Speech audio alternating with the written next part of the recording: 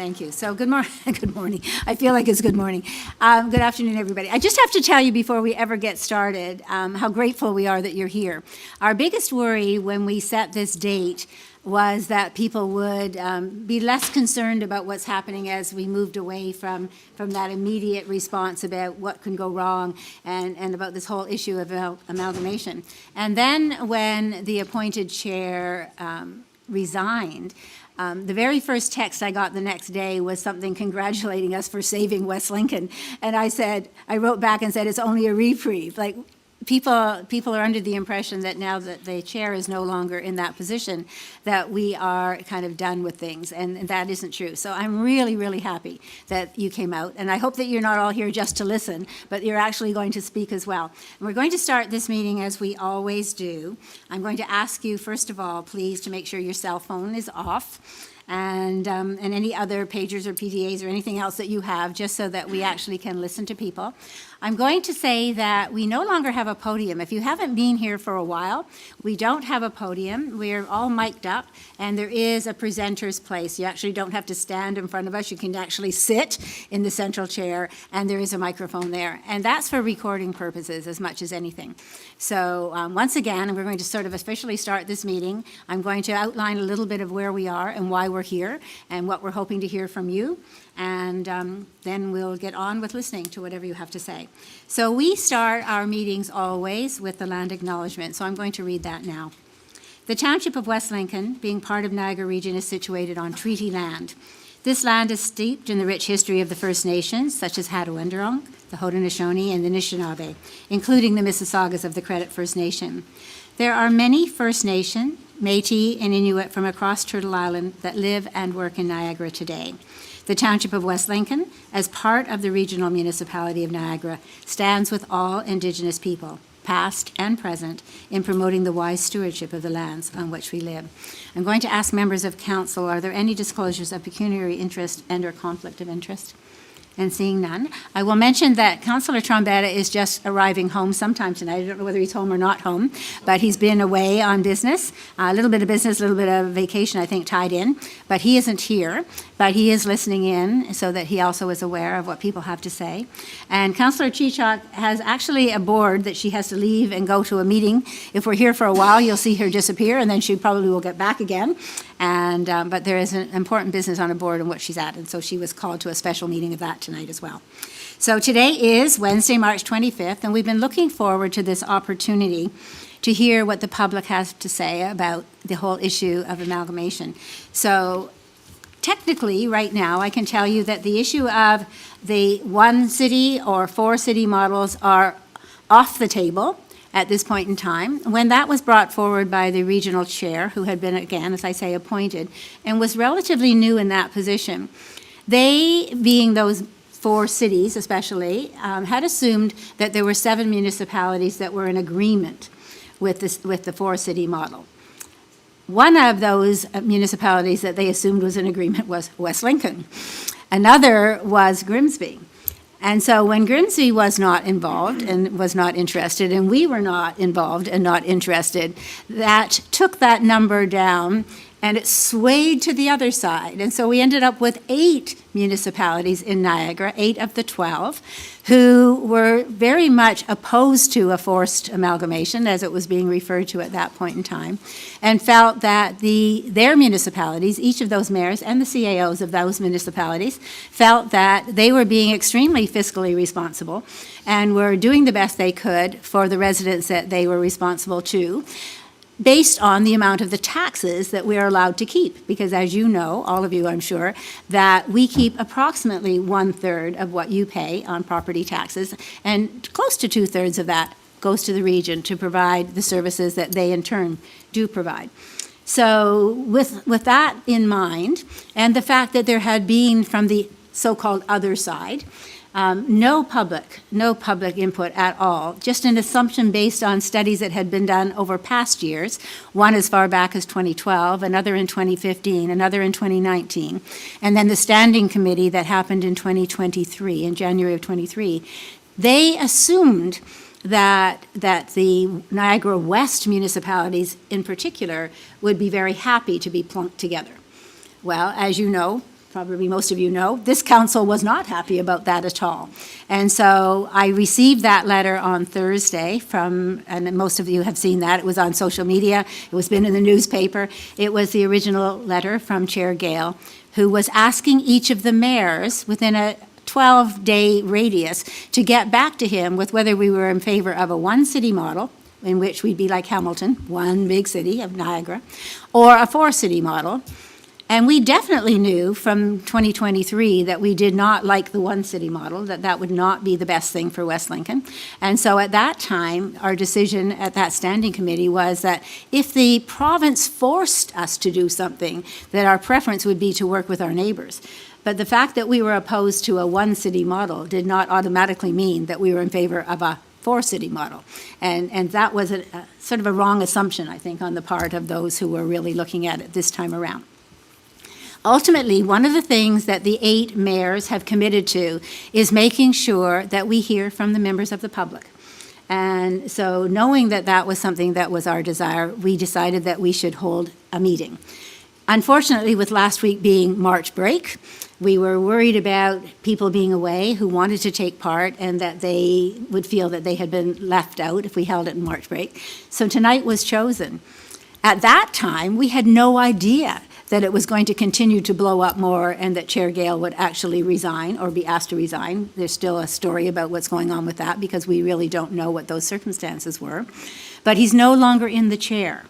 And we just now are still working our way through committing to what we need to do in each of our own municipalities, and that is find out what our residents actually feel. The people that we've been hearing from are telling us that they're not in favor of an amalgamation, but we cannot pretend that we've heard from all of the residents of West Lincoln. And so we're doing our very best. We've put out an opportunity for people to write letters. People who have sent letters to me in particular, I have forwarded. We now have those all being sort of collected on this governance at westlincoln.ca site. That's been advertised to many of you. We'll give you that again if you'd like it. But ultimately, we're here tonight. Obviously, we have a handful of people. We were hoping for many, many more. Hopefully, we'll have another one, and we'll hear from different people again. Hopefully, others will continue to write their letters, and we'll get it then. We would really like to hear from as many West Lincoln residents as possible. And we want to hear if you're opposed. We also want to hear if you're in favor. If you have reasons why you think it would be better, we need to hear those. If you have reasons why you see something even better than either of those options that you think we should hear about, we need to hear that too. Because we need to hear from all aspects. We need to hear from our residents. We need to hear from our agricultural related businesses. We need to hear from our businesses and industrial park. We need to hear from as many as possible because as we move forward, those changes will eventually start to happen at the regional level. And we want to be informed as much as possible with what it is that we're representing you about. So the governance review, the sheets that were on the side, and you maybe picked up, there was an objective for tonight, and it was the township is facilitating meaningful feedback from the public about governance in Niagara region. Whether you are in support or opposed to potential changes, your perspective matters. And that's the message that we've been trying to get out. Now, I'm also going to say that some of you are going to be like I would be if I were not sitting in this chair. I would have been here to listen to what others have to say because you want to know what others are thinking as well. If you've only come and you're not prepared to speak and you just want to listen to what others want to say, hopefully by the time you hear from a few others, you'll decide that you're brave enough to also give us your opinion because we really do want to hear from as many people as possible. I will just say before I talk about the guidelines, council's here to listen. They are not going to ask you questions. You don't have to explain your perspective. You don't have to explain your point of view. You don't have to give us 6 million organized reasons as to why you feel what you feel. We just really want you to speak from your heart, from your gut, whatever drives you, and tell us what your thoughts are in regard to this. And we are here as listening ears, which is why Councillor Trombetta is trying to listen in as well on the phone, so that we actually know what you think. And what you feel and what your choices would be if you were given a choice. Before we get too far along the line, I'm just going to tell you that the issue of a referendum came up. Can we put it on a ballot? And technically, we are past the ability to put something time-wise on a ballot. So although there's an election in October of this year, we do not have the ability, the deadline was the 1st of March, actually, to put something like that on the ballot. We were actually at a meeting today as well where somebody questioned that, and the answer is, what kind of a question would you put on? Because there are so many questions, and if you read my first statement that I sent out publicly as soon as this all came up, I said there are more questions than there are answers, and that's the issue. Even if we said, are you for or against, and you can only put on a referendum a yes-no question. If you said yes, you'd need another question. Well, what are you in favor of? You said no, we'd want to know, is there anything that you are in favor of? So there's no really good concrete way. So once again, we're full circle back to collecting evidence from the people who want to speak. So guidelines for tonight, knowing that we could have had 2 people in this room, or we could have had 200 people crammed and some in the hallway waiting to get in. Each speaker will be granted a maximum of 5 minutes. I'm going to keep a bit of an eye on the time, but obviously we have plenty of time to hear. If you want to speak for 6 or 7 minutes and I'm not going to cut you off at the 5 minutes. If it's 15 minutes later, I might say thank you for your opinion and we'll stop. But I think that we don't have to adhere to that timeline quite so closely. In the interest of time, we ask that speakers please avoid repeating comments that may have been covered by others and encourage interest groups to arrange for one representing speaker. We obviously don't also have to do that tonight quite the same way. So we're going to, some of our rules that were there were in case we had hundreds of people and we needed to find ways to govern that to make it fair for everybody. And then please practice kindness. We're all neighbors and we encourage healthy discussion and respect for one another's opinions, even if they differ from our own. So I feel that needed to be put there, but I'm looking at who's here, and I don't see the jeering, and I don't think that somebody's going to boo somebody, and I think that we are all very respectful of what our neighbors have to say in terms of just talking to people generally in West Lincoln. So I do expect that you will all listen politely to what others have to say, and that you'll abide by those wishes to be calm and just provide us with whatever it is that you think. So those are the end of what I have to say. Who's brave enough to be the first person to speak tonight? Dorothy, good girl, thank you. So I do recognize Dorothy Henderson. I do know, the other thing we talked about is I do look and I see that I recognize West Lincoln residents. The big worry was if we had this huge crowd, how would we know if they actually were West Lincoln residents? But welcome, Dorothy. Thank you. First of all, because I wasn't really fully aware of the history around amalgamation and government involvement in that, I needed to do some of that work around understanding where it came from. And of course, I've discovered that it is well documented that the Progressive Conservative Party has long championed amalgamation, whether people wanted it or not. And I think for me, that's kind of a fear around amalgamation, that it will be forced as opposed to actually having a choice. And I think there's some pretty accurate history around areas being forced into it. The Fraser Report, which was published in 2015, concluded in their analysis that there was no cost-saving or lower property taxes, at least there was no tangible benefit to that from amalgamation. And in some areas like Haldeman, their property taxes actually increased by 53%, as well as their protection services. So, and I'm not suggesting that that's going to happen here, but that has happened. I think it's important to at least have that information.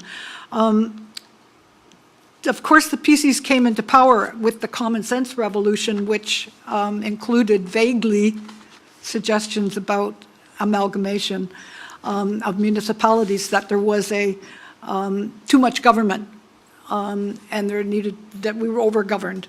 And so that there was an eye at eliminating waste and duplication, of course. But I wanted to look at I personally wanted to look at a couple of things. And one of them in particular was similar to the situation of this Mr. Gale.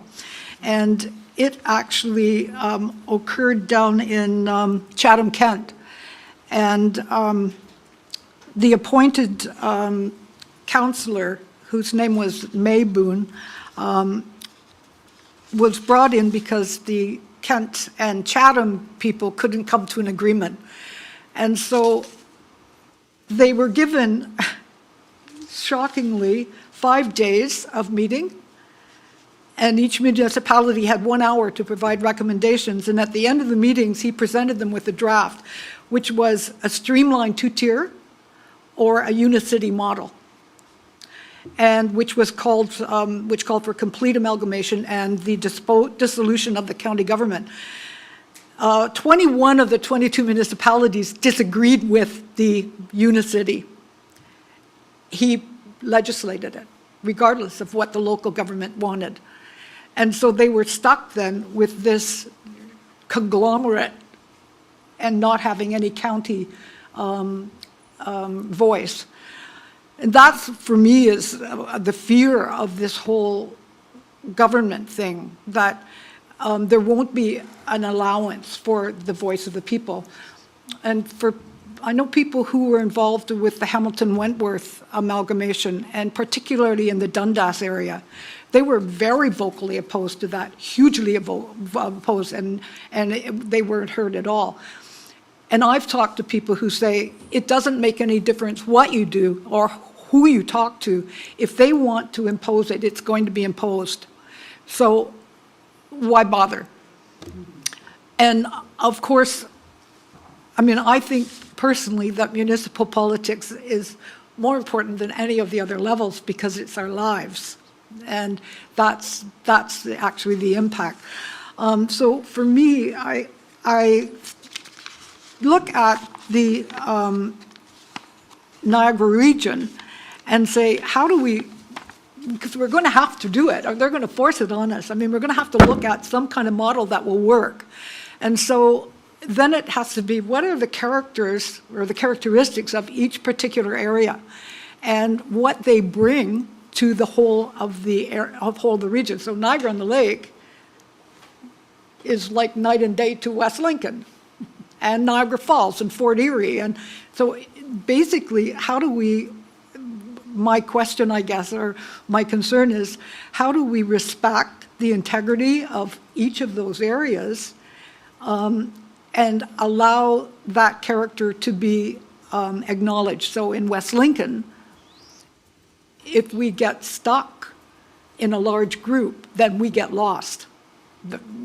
There's no question about that at all, as far as I'm concerned. Because if you're combined with St. Catharines, then that's where the voice is going to be. It's not going to be out here on Cavesterville Road and whatever happens out here. So that's the concern that I have. In terms of the solutions, I mean, based on this Fraser report, like, they don't believe that there was any benefit for the larger areas or the smaller areas. So, like, I don't know, I can only say again, my concern is that regardless of how diligent we are, I'm afraid that it's going to be shoved at us regardless. And we may not like that solution. I don't know how you challenge it. Anyway, thank you. Thank you very much. Thank you very much.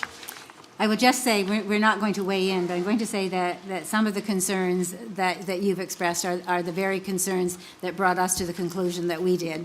And I would say as well that the aim of the 8 municipalities who have opposed that so-called amalgamation is to find a way to try to leave each of the municipalities intact and deal with the region.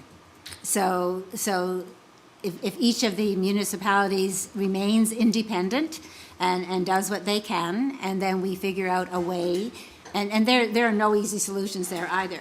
Our hope is that if we can present to the province that we are very sincere about finding some solutions to all of the things that they are concerned about, which is the streamlining of processes and making sure that houses get built and making sure, that people are heard. If we can do our due diligence at that level and show the province that we are actually concretely moving towards something positive in the direction of what they're hoping to achieve, that the Premier will stand behind, his statement that he made publicly, that he's hoping for a solution for Niagara that's made in Niagara. So, again, you're absolutely right about your concerns. It is our hope that we can do something concrete to perhaps show him that we can manage ourselves in some way, so. Okay, but thank you very much.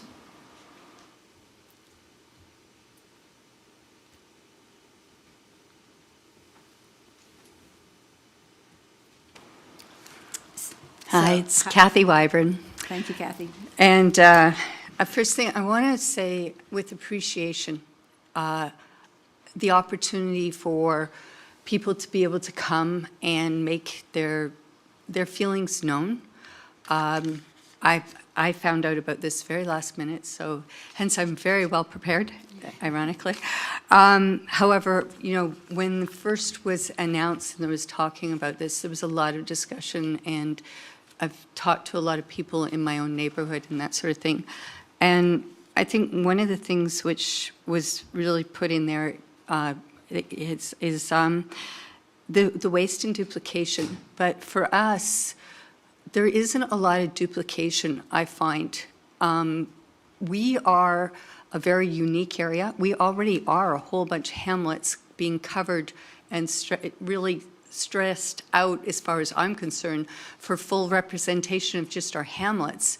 And to say, oh, well, we're similar to Grimsby or Beamsville, I'm like, no, we don't have the infrastructure the same. We don't have the support the same. We don't have taxi service. We don't have, the amount of grocery stores, the amount of industry that is same. We're a totally different atmosphere, and our needs are different.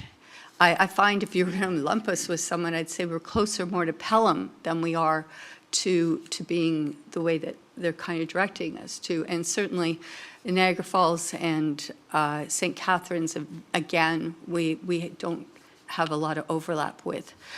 I'm fearful that if we are amalgamated, that we would be the outsiders, and we'd be lost in the shuffle, and we would not be getting the services and the support we need.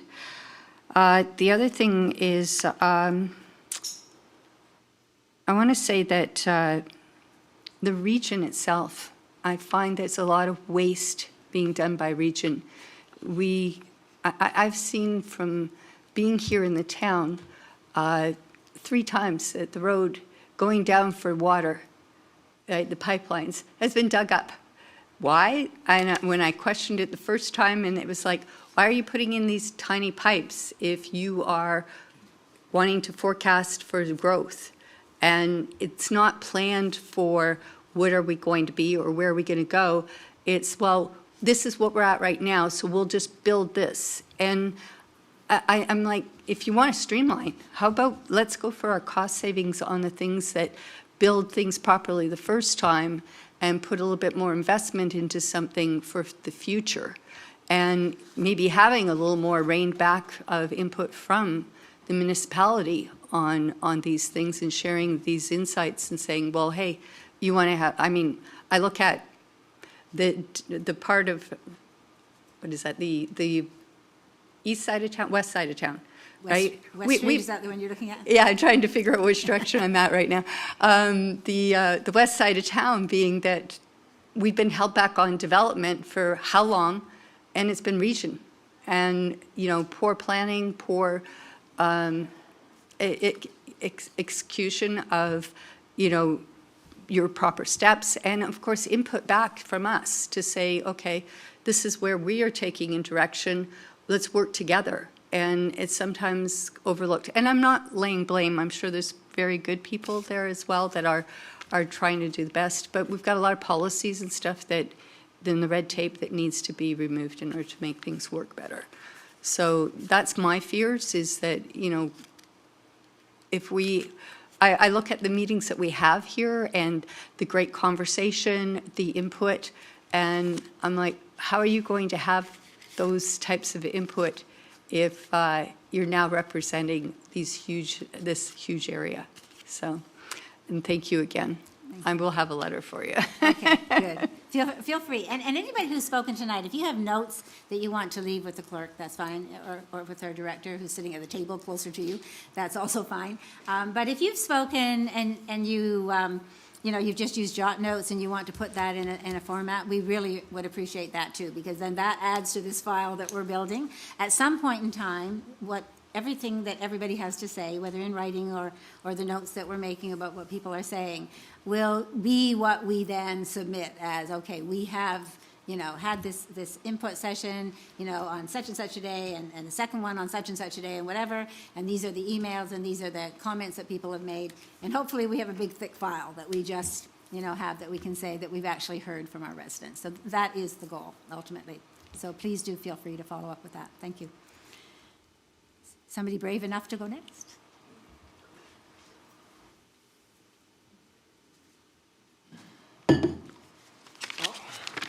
Hey, how's it going?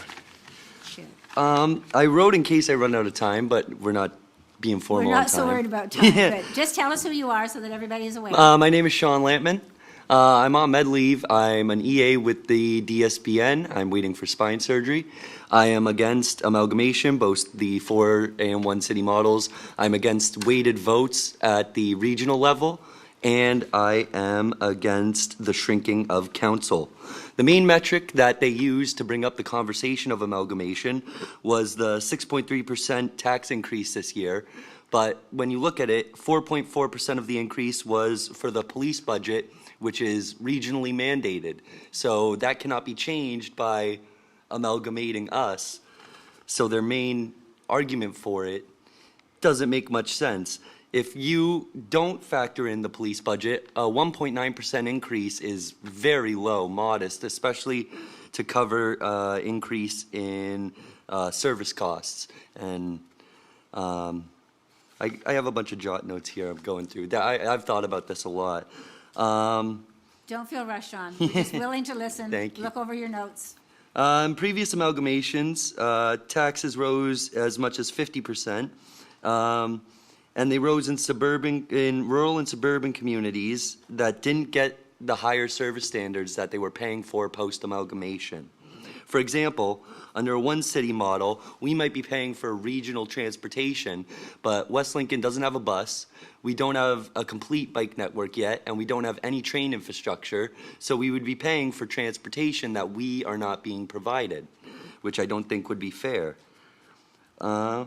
While amalgamation is intended to increase efficiency, the evidence suggests that larger municipal governments struggle to address the specific needs of smaller communities like West Lincoln, and we would end up paying higher taxes while having less influence in the decisions that shape our community. Another argument was cutting the size of council. And our councilors make, I was looking it up, around $30,000 annually. And in Hamilton, they make around $125,000. So I don't think cutting 2 councilors from West Lincoln would save us as much as the province would like. Plus, it would cut the representation that we have in our 3-ward system with 2 councilors per ward. And it would shift the burden to, from a councilor to hire someone else at a higher rate than a counselor. So it would wound up costing more than just leaving the 2 counselors that they'd want to get rid of. I'm against the weighted vote at the regional level because the idea of giving St. Catharines, Niagara Falls, and Welland the right to override the other 9 municipalities is not right. I don't think that 3 cities should be allowed to dictate the rest of the region, especially when you look at which roads are covered under the region versus the municipality.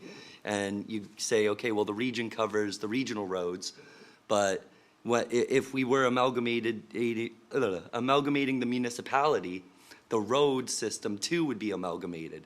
So say if we combined with Grimsby, they're gonna put more priority on Park than they would say on Cambro. It would be different priorities based on where the population is, and we would get less representation. Niagara's strength has been the diversity of its communities, and all 12 of the municipalities are so very different. I can't compare us to Waynfleet even. I can't compare us to Pelham. I think that trying to combine all these municipalities is not a good idea. And I'm happy to provide my input There was one thing in the paper I highlighted that I wanted to read out. Mike from News Now said, this is talking about today's issue, talking about the Grimsby council meeting regarding amalgamation. Mike from News Now wrote, quote, "Much of council's discussion focused on the lack of lowering costs, which has been hung out like a carrot for the change. The forced speed of the process, the reduction in representative for residents, and the inevitability of change with no real plan," end quote. And I think that sums it up very well. So thank you for allowing me to speak. Thank you, Sean. Oh, yes.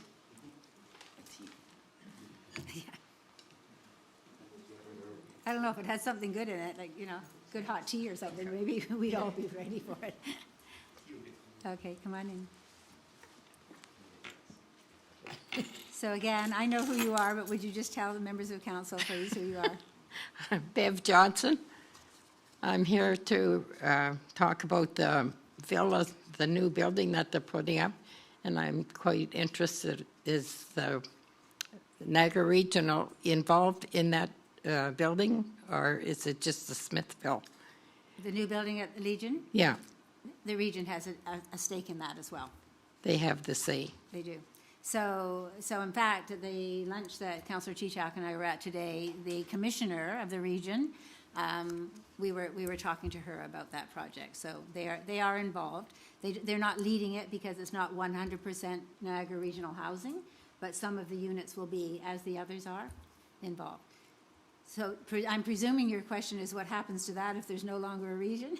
Yeah, Yeah, and of course, that's part of the reason that that we were very concerned about sort of the quick action that it looked like we were having to respond to, is that all of those questions were left up in the air. Would those projects still finish? Would they still allocate the money, for those kinds of things that they've said that they're going to do? But currently, this term of council, they'll continue to do that work, and so anything that has been begun, like the process to do that building, will continue. So I think you're okay. yeah, well, it's still a floodplain.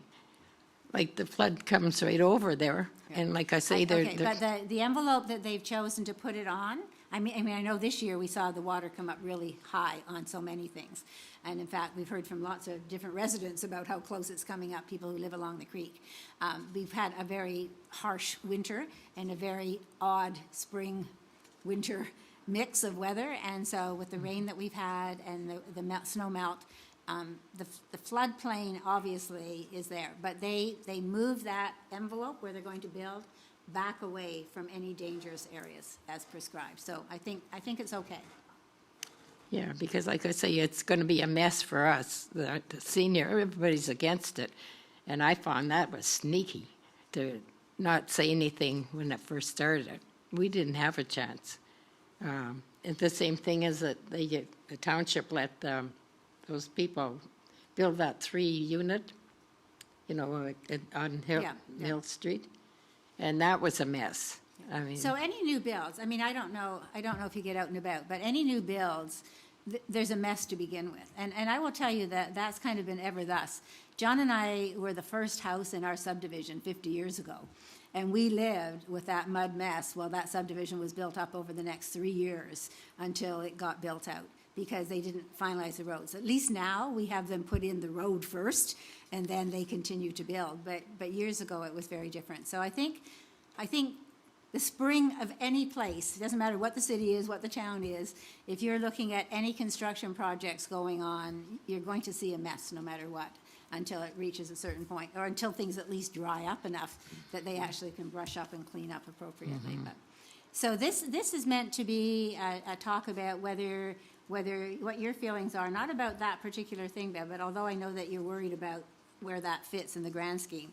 But what is your feeling, is what we're trying to gather tonight, about whether you feel that West Lincoln should be part of a big one city, all of Niagara model, or whether you feel that we should be going into that 4-city model and being part of a city that's made up of Lincoln, Grimsby, West Lincoln, and Pelham, for example, or whether you like it how we are and we just should be dealing with things at the I like region. it the way we are. Okay, I so mean, that- I don't want to, I mean, it's bad enough with West Niagara Region, and they're in a mess right now too, So that's kind of what we're looking for at this particular meeting, is what your feelings are about the direction that town council should be taking in terms of supporting what residents feel. So we really are trying to gauge how everybody feels about any of this potential, knowing full well, as Dorothy pointed out, that the province has every right legally under the Municipal Act to do whatever they want. We're just hoping to persuade them that we have a better way. So actually, you just want to stay yourself. You don't want to go with We just want to stay as West Lincoln and still have some form of a council at some point that's perhaps smaller, and that we streamline the processes so that there isn't a lot of duplication or there isn't any waste. And we don't even know yet, because that hasn't been done in a way to really weigh all the options and look to see if there are cost savings. We really are looking at, are there any cost savings to residents if we make any of these decisions? So you're saying that you'd rather stay the way we are and? Yeah. Okay. Yeah, I don't want them involved, any of them. Good, okay, thank you. Okay? Thanks.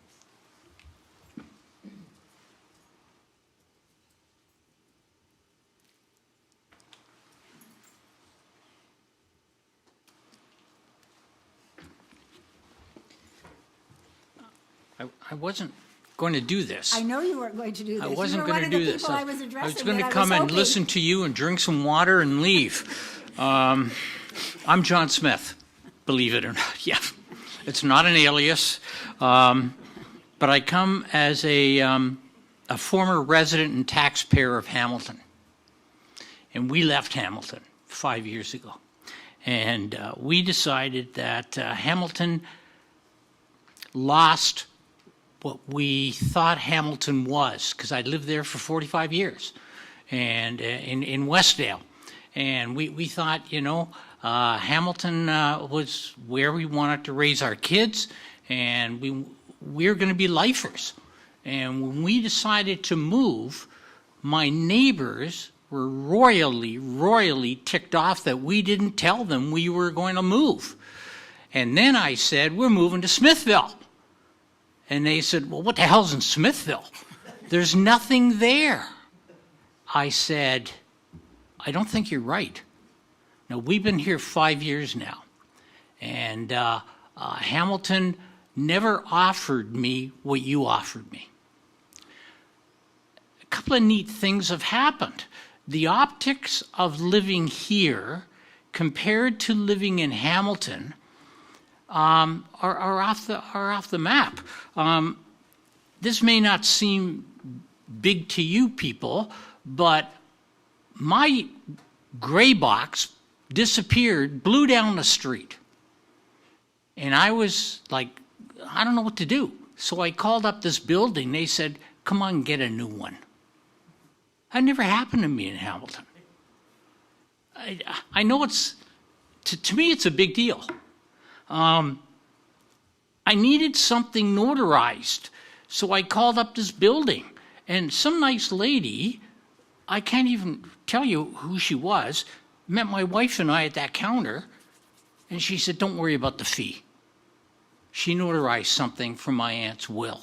I said, that never happened to me in Hamilton. I even know the mayor. I know who the mayor is in Hamilton, but I don't know her. And she's not a former teacher like us.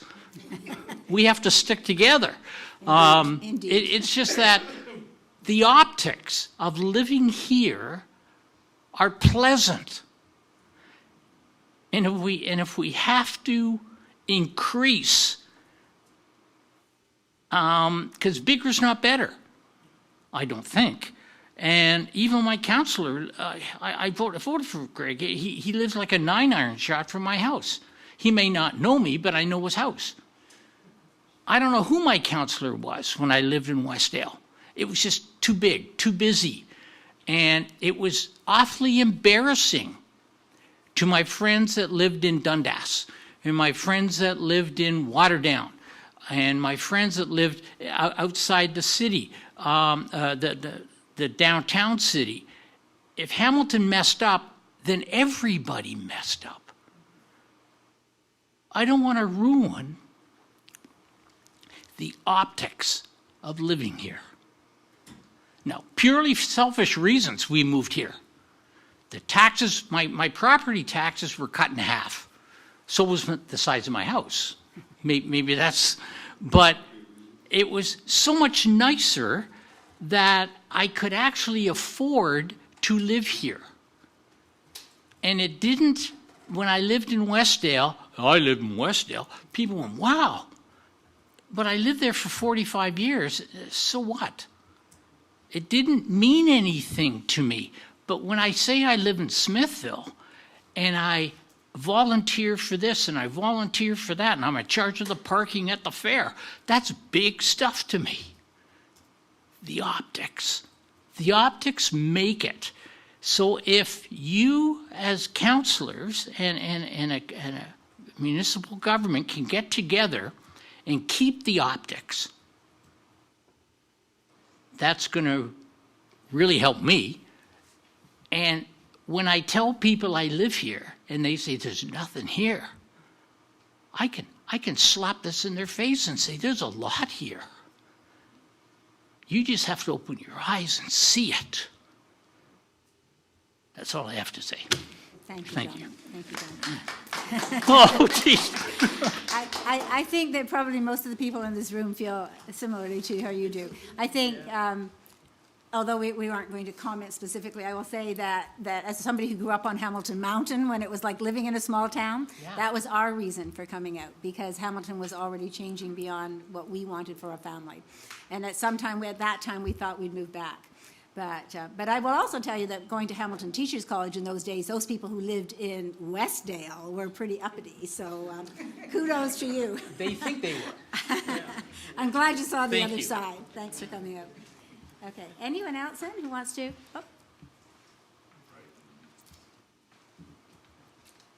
Didn't want to do this. you know what, Kat? We need everybody to do this. So take your spot as a presenter. I am Catherine Breddy, and I work at Town Hall. That means something.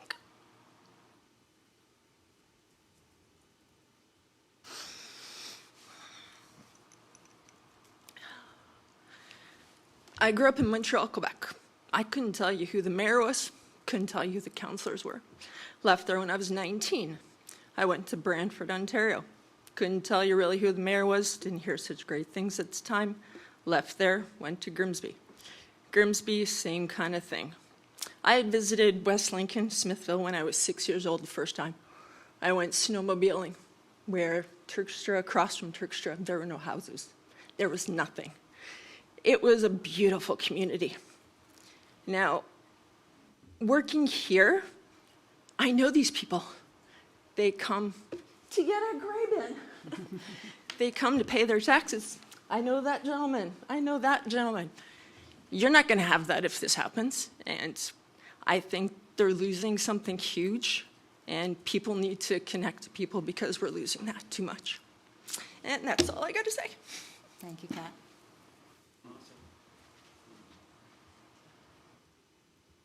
Okay, so as you can see, there's no formality to this. So if you have some thoughts about this and you want to say a few words, we're happy to collect your input.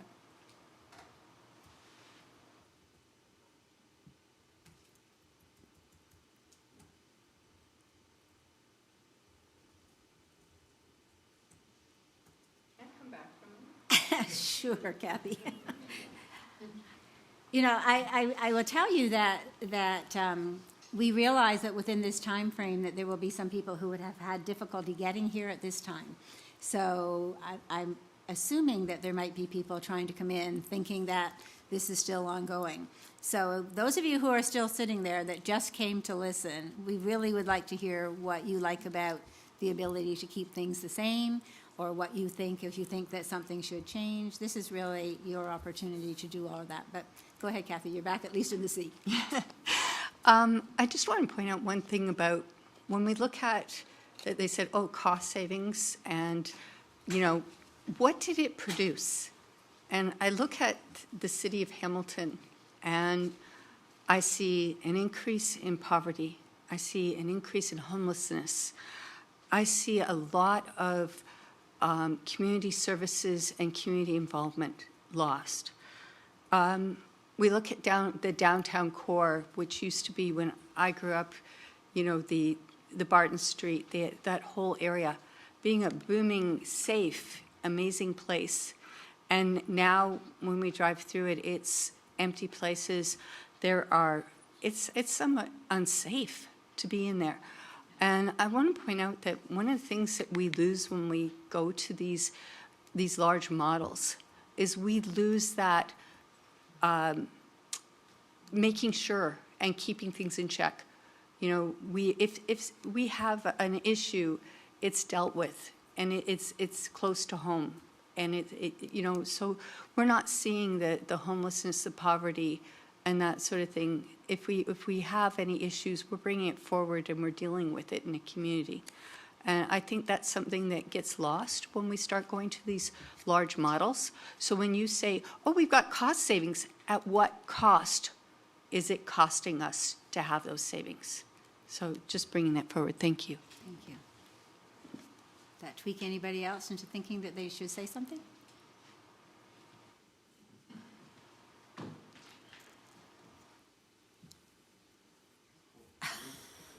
Oh, I know this fellow.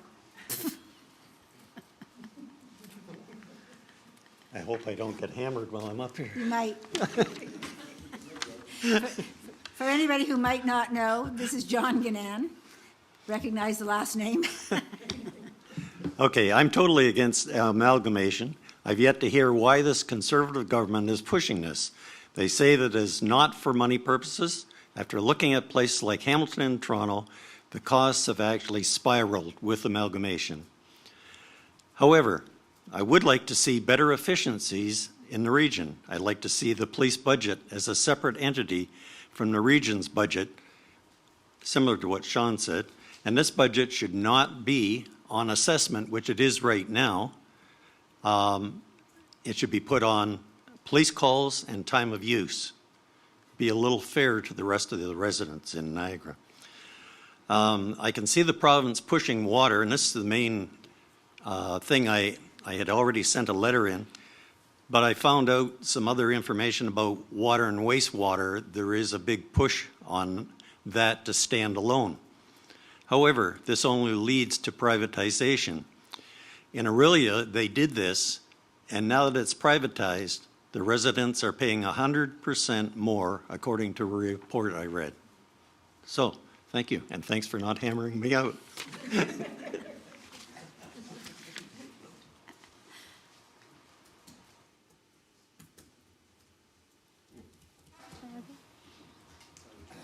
Well, if nobody wants to say anything, I'm not sure whether we should be waiting a little longer in case people come, or whether we should just be adjourning the meeting. But I'd hate to do that and then have somebody who's rushing to get here for 6 o'clock.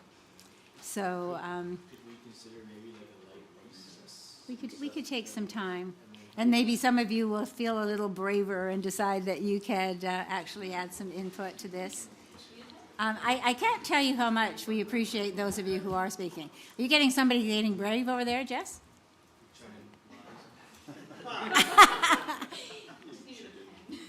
Oh, okay. All right, so let's say it's 5:55. Let's take a 10-minute recess. Those of you who need to go can go. Those of you who wish to stay, please stay. And we'll just give it a bit of time in case somebody is trying to get here in time to still speak. And then we'll...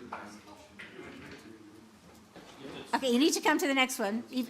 Next one over with the microphone. Not quite. Okay. Good evening, all. My name is Vince Emanuel. I am a local resident here in this municipality. Overall, I just want to say about the amalgamation, I'm against it, and I'm going on 4 core values, which I think are critical as being a critical thinker. 1, health and safety. That's by far directly or indirectly related. How is that going to impact it? I believe it's going to impact it negatively. What is health and safety? That would be either the healthcare, hospitals, law and security. So coming with bigger cities, you might have deeper pockets, but I think it might bring more noise with it. So that's one out of the 4 core values I got coming. So -1. 2 is taxes. How's that going to affect taxes? Listening to everybody here, and we all pay taxes. I believe it'll affect it negatively, being taxes will increase, especially if some of the bigger cities. So it's bullet point 2, which is negative. So we're at 50% negative. 3, economic growth. What is economic growth? That is booming, money coming in. Probably mostly, I believe, from the private sector, which is kind of on the fence. So let's say that's 1 for it, so 25% for it so far, 25% against. And last and not least will be affordable housing. During the amalgamation, you will have possibly deeper pockets, but I don't think it's going to improve from a municipality level. And listening to everybody here, from being the smaller, and I was in the bigger city, I saw the bigger city, I lived the bigger city, and listening to everybody over here, I think that's one of the special qualities that we need to instill, which is the core values of a smaller city, family feel, and I can view it as being in a corporation, a smaller corporation versus a bigger one. We know each other, we got a family feel. Maybe more money might come in from a bigger company, but at the end of the day, your lifestyle is not changed. And so overall, what's that mean? Not in favor of it. I think things are good the way they are. I call it a continuous improvement. Just keep improving existing system. Thank you. Thank you for coming forward. Okay, so another few minutes, but you know, I have been out there, and I know how hard it is to get up and speak. So we really are grateful to those of you who did so, and we certainly hope that the rest of you will get some false courage or something and let us know how you feel. I have been at the back of the room on many things, just trying to gauge what other people are thinking, and that's fair. And I think though that we want you to feel comfortable enough here. You know, we're not scary. We're your neighbors. You know, whether you voted for us or whether you didn't vote for us. I mean, we are elected to see this through and do it to the best of our ability, and that's truly what we want to do. So we really do want to hear from you. So if this ends in the next little while and we don't have many more people, then I hope that you will tell others and watch for another date. And if you don't choose to speak this night, then maybe you choose to speak the next time where you've had more time to think about it or do a bit of research on your own, as some people did, or just really sort of in your own mind wrestle with an opinion about what you think is best or not best for West Lincoln's future. But know that we are extremely sincere in our wishes to find out what our residents care about, what you're thinking about, what your thoughts are about the pros and the cons, as we heard, of either side of this. So it's 5:59. Let's come back at 6:10 and hope we have a few people. I'll call a recess for now, and gives everybody a bio break if you need it, or to stretch your legs, as some of us need, and then we'll come back at 10 after.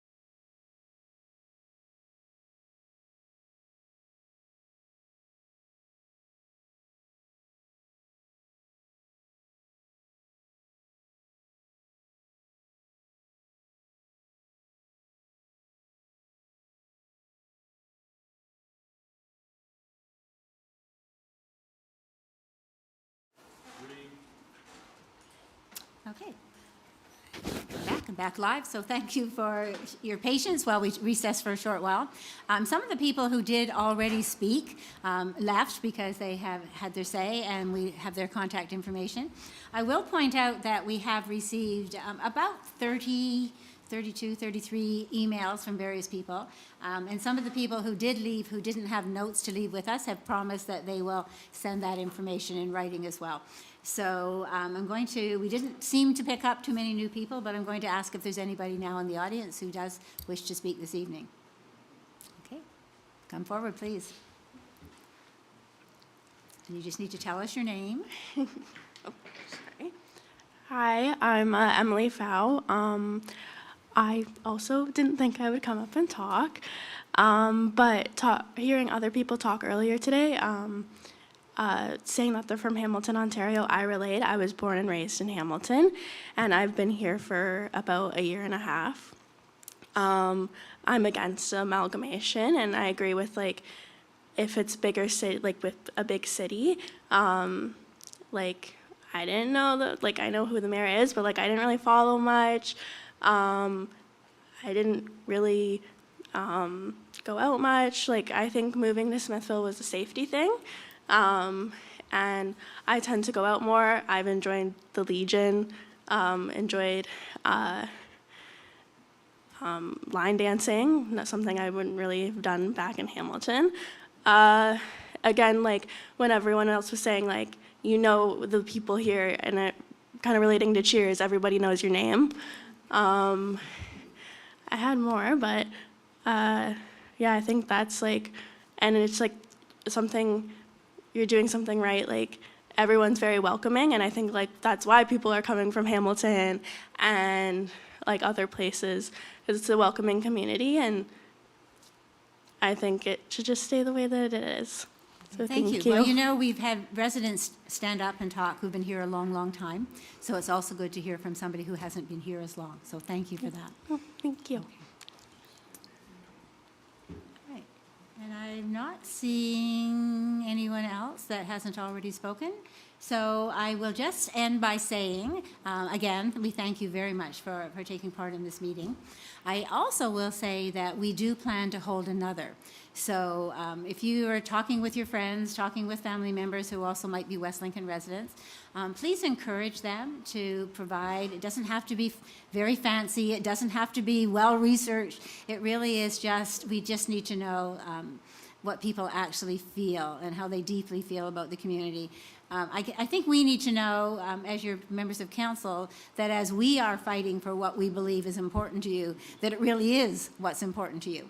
And so we welcome any opportunity to hear from members of our community. We are trying to build, you know, a safe, welcoming community in West Lincoln, and I think we're on the right track. I think this council has done a lot of work on that during this 4-year term, and we certainly want to hear whether that's also what residents are feeling about the kinds of things that we're doing. So thank you very much for being here.